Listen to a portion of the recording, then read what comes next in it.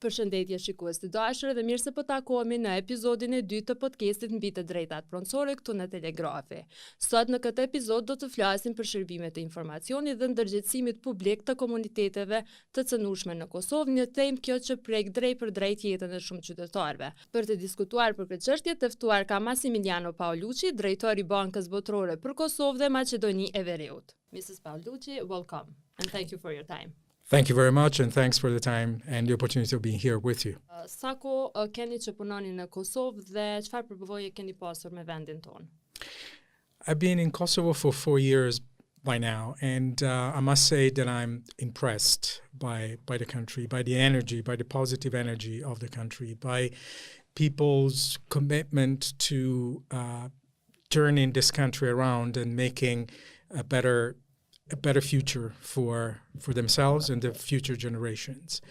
I've seen that, and we have prepared several studies that show very clearly that since independence, Kosovo has made a long way towards becoming a middle-income country, starting from a very low base.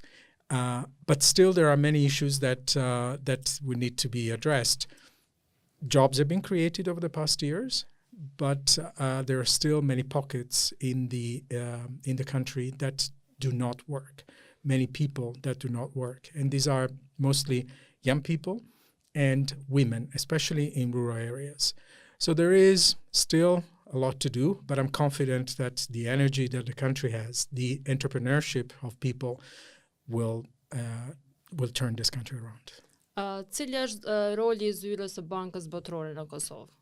So our role is to support the country in its journey towards ending poverty, boosting prosperity in a livable planet, basically. So that's our global mandate, and we strive to implement this in Kosovo as well. So what we do is to provide a comprehensive package, a complete package of support to the countries, and that includes our knowledge, global knowledge, that we provide through technical assistance, but also financial support. And it's the blending of these options that make the World Bank, if you wish, different from the commercial sector and other development partners. So we do so in different ways, but the idea is always to work hand in hand and walk side by side the countries along their national development strategies to achieve their goals. Po ndalemi pak tek qëllimi I ndihmës së zyrës aktualisht që menaxhon në Kosovë përmes huave dhe granteve. Cilat janë fushat dhe sektorët që mbështet banka konkretisht në të drejtat pronësore dhe kadastër? So we work in Kosovo through our country partnership framework, which defines the objectives of what we do and defines the programs that we implement in the country. So our current strategy covers the period between 2023 and 2027, and in this particular moment, our lending portfolio, so the credits that we have with the government of Kosovo, the country, amount to slightly more than $310 million. In different areas, from digital development to water resource management, and but I could add, the list is quite long. Yeah. We have 11 projects. We also have 5 projects, actually 3 projects that are now sitting in Parliament for approval, which are key to increase prosperity and fight poverty in this country. And one is in early childhood development. The other one is health sector development. And we have also budget support operation. We have 2 additional ones that will be brought to the board of the World Bank in January in the area of financial sector development and trade and transport facilitation. So this is the lending part. We also have technical assistance in many areas, from long-term care, And of course, one of the projects that we are implementing and that combines both the credit part and the lending is Cadastre management. Zotri Paulucci, a mundesh me na tregu pse është më rëndësi për Bankën Botërore që të rritet ndërgjegjësimi në të drejtat pronësore në përgjithësi në Kosovë?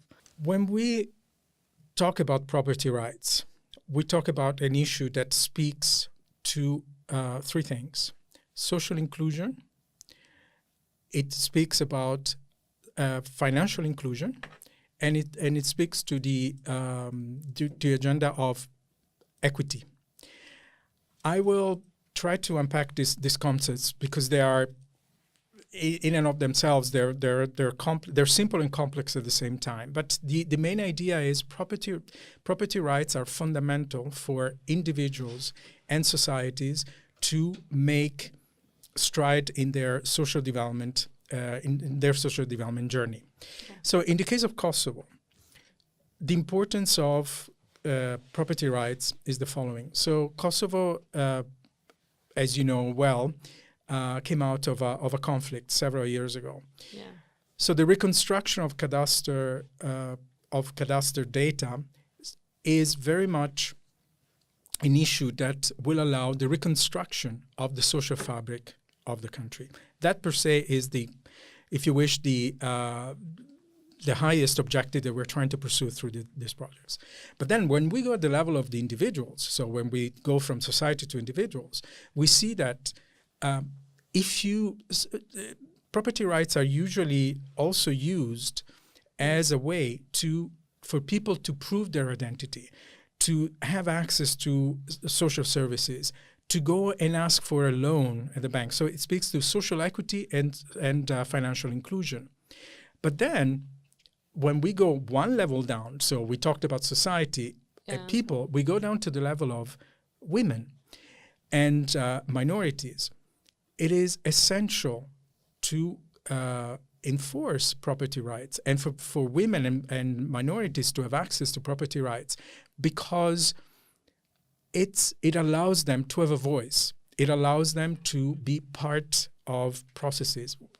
Think about women. Oftentimes, women do not claim their rights to their properties. And for that, and because of that, they are then discriminated against when it comes to managing their inheritance, right? The inheritance of their families. Or minorities, oftentimes they do not understand. They have no recollection, they have no understanding of why they should claim their rights, but they do have rights as well. Yes. And that's why it is important to work hand in hand at these three levels to basically promote and enforce property rights. Po ndalemi tek konkretisht projekti PIAKOS, nisma për të drejtën e pronës, si grant për organizatat e shoqërisë civile në Kosovë. Pse është hartu ky projekt? So we have been working with PIAKOS in the context of a broader project, which is the Cadastre Reconstruction project. And the idea is the following. So oftentimes these projects look at bureaucratic processes. They look at legal processes, but the language that is used is not necessarily the one that people that that can claim their rights can understand. So working closely with those organizations that work that have a clear understanding of the territory, that have access to the people, to the beneficiaries, the potential beneficiaries, that speak the language, is what makes the difference in this project. So we understood at one point that having procedures in place and having clear guidelines to be implemented at the central level here in Pristina was not enough. Because yes, we would have addressed the issues of people here in Pristina, but not the issues of those that were living away from Pristina. And that's why then we discussed and entered in this partnership with PIAKOS to work closely through them, with the communities. And that means basically simple things as disseminating the informations about the project, translating the informations the procedures and going door by door and talk to people and say, you have this right, you can exercise this right, this is what you need to do.